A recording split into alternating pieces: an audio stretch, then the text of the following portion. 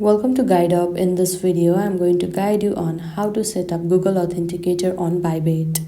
For that, make sure you get the application and you're logged into your account. Now at this home page, at the top left, you can see a profile icon. Simply tap on that.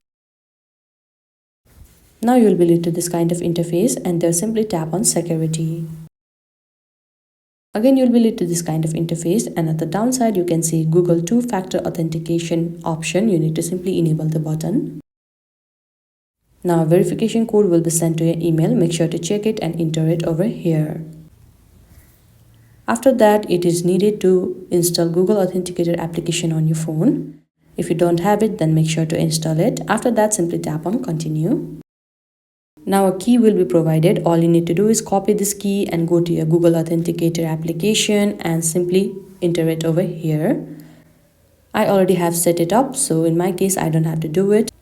After that, all you need to do is tap on next. Now here you need to enter the Google Authenticator code.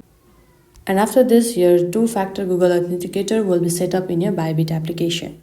I hope you found this video helpful. Don't forget to like this video and subscribe our channel Guide Up. Thank you.